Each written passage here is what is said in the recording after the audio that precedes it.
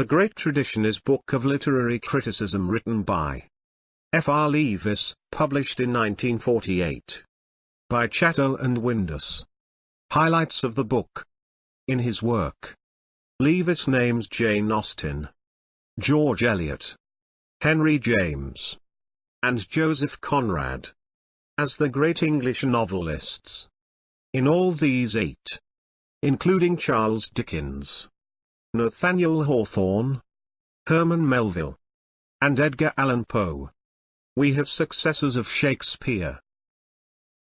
Leavis disparaged Dickens except for his novel Hard Times, as lacking the mature standards and interests found in the works of Henry James. There was a similar contrast on the aspect of using melodrama in the novels, as compared to Joseph Conrad. In one statement on page 19, Leavis places Dickens among classic writers, but not in the Great Tradition. That Dickens was a great genius and is permanently among the classics is certain. But the genius was that of a great entertainer, and he had for the most part no profounder responsibility as a creative artist than this description suggests. Leavis held great sway over literary criticism of English literature until his death in 1978. Other views have emerged since then in support of a greater number of authors. Leavis was a literary critic who treated English literature as a secular religion, a kind of answer to what he thought was a post-Christian society. In this polemical tour de force, Leavis expounded his belief in an inalienable connection between literature and morality, with special reference to the work of just 5 great novelists, his chosen representatives of the Great Tradition: Jane Austen, George Eliot, Henry James, Joseph Conrad, and D.H. Lawrence. In the broader evaluation of the English literary tradition, Leavis never took prisoners.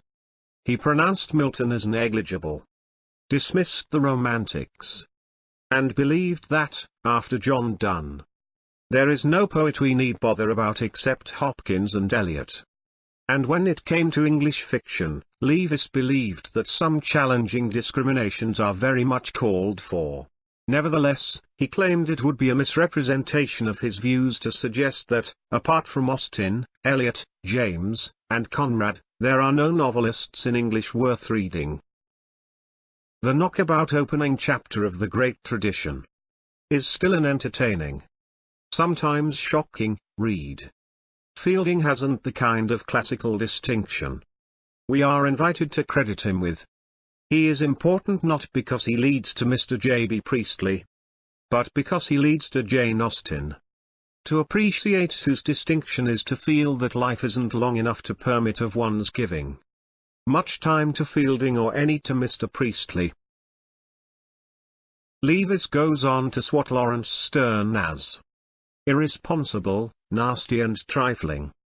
Exclude Dickens, finally reprieved in a later chapter on Hard Times. Declare Wuthering Heights to be a kind of sport. Belatedly admit D.H. Lawrence, the great genius of our time, to his pantheon. And set the scene for the majestic essays on Eliot, James and Conrad that follow.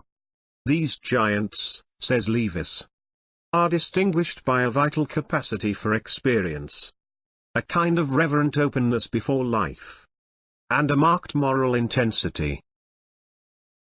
He puts a powerful case for moral seriousness as the necessary criterion for inclusion in any list of the finest novelists. The Great Tradition is an unforgettable defense of those creative geniuses whose distinction is manifested in their being peculiarly alive in their time.